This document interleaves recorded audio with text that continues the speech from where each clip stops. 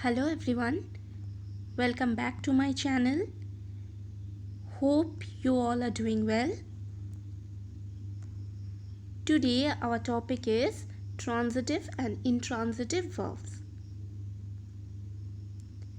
Now, before we start, we need to know the definition of verb and its classifications. So what is a verb? Words that refer to an action or a state of being are called verbs. Sentences are incomplete without verbs.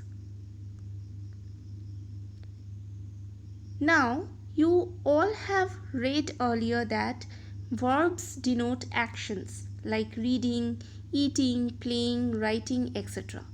But what does state of being verbs mean? The state of being verbs are used to describe what something is, was, or will be. They may describe any situation or physical and mental condition, but they don't describe any action. Example, is, am, are, was, were, etc. are being verbs, as they give information about the state of being but not the action done by the subject.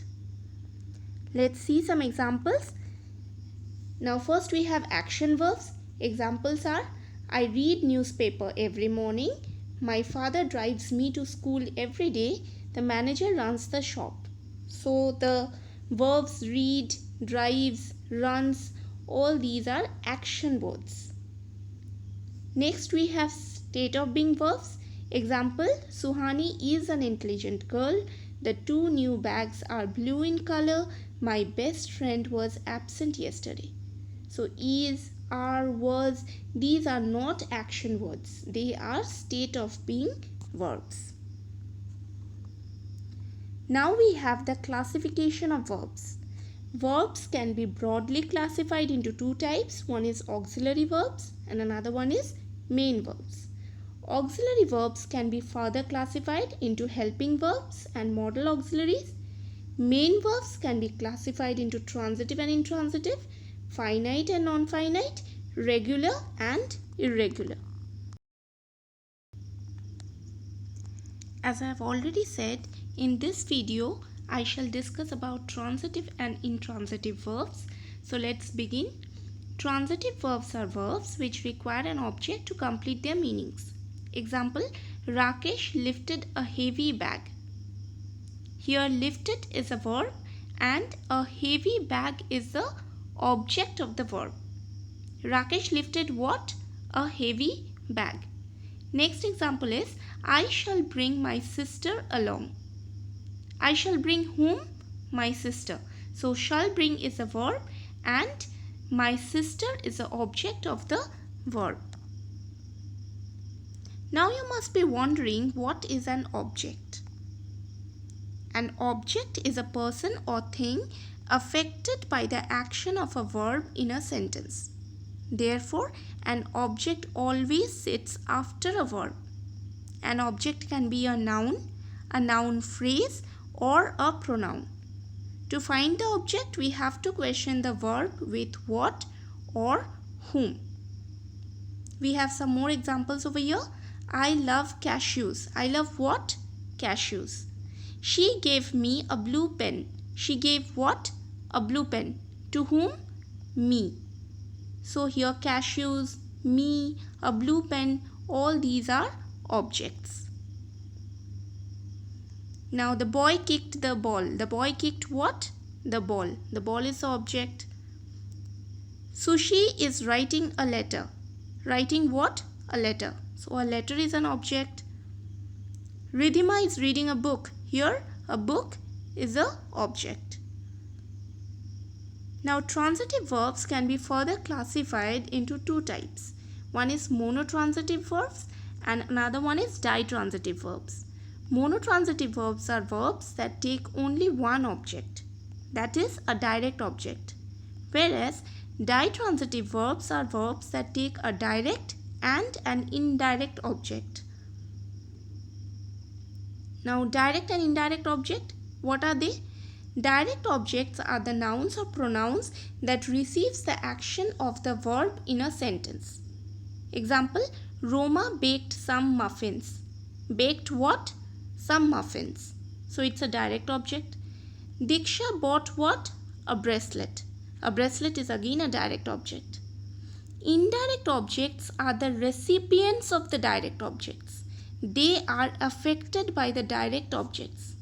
For example, see, Roma baked us some muffins. So here the pronoun us is the recipient of the direct object some muffins. So us is an indirect object in this sentence. Roma baked what? Some muffins. Baked some muffins for whom? For us. So us is the indirect object over here. Now my elder brother gifted me a pencil box. Gifted what? A pencil box. To whom? To me. So a pencil box is direct object. Me is indirect object. She offered him a cup of tea. Offered what? A cup of tea. To whom? Him. So a cup of tea is direct object. Him is indirect object. Next we have intransitive verbs. Intransitive verbs are verbs that do not need an object to complete their meanings.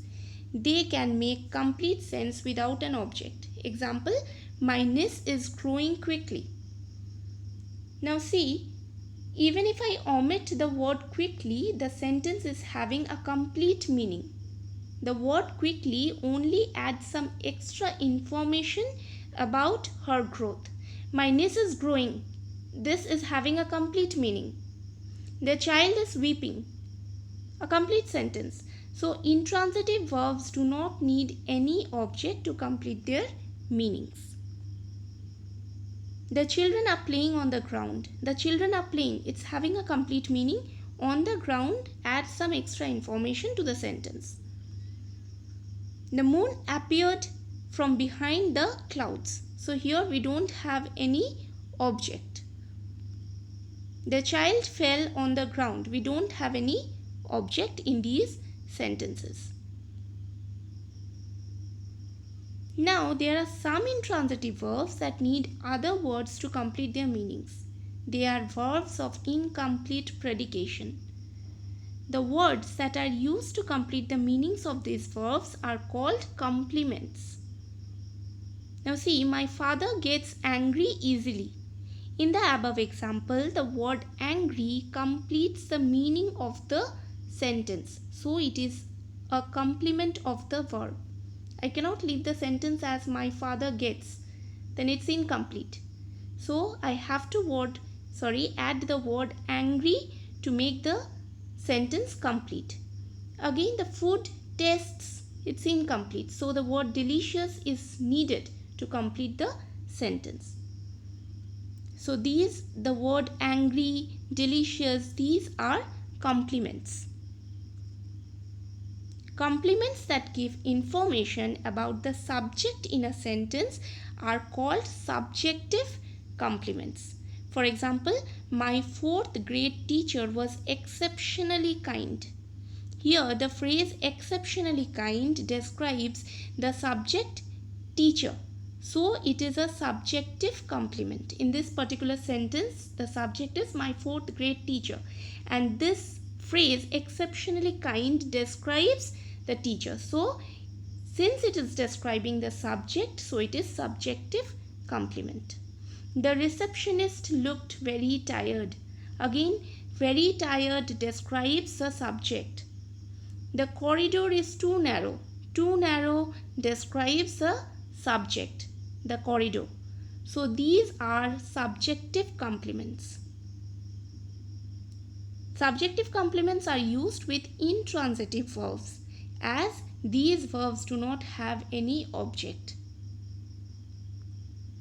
Now the complements that give information about the object of the verb are called objective complements. My brother called me a stupid. Here me is the object and the adjective stupid tells us about the object. So it is an objective complement. Here in this particular sentence, my brother called me a stupid. Here a stupid is not used, has not been used to describe the subject, my brother. Stupid has been used to describe the object, me. So it is objective complement. We chose Rishi to be the group leader. So who has been chosen? Rishi. Rishi is the object of the sentence and the complement gives information about the object. So these are objective complements. I consider my dog smart. Note, objective complements are used with transitive verbs because only transitive verbs have object. So objective complements are used with transitive verbs. They cannot be used with intransitive verbs. Hope you have understood the lesson well. Thanks for watching.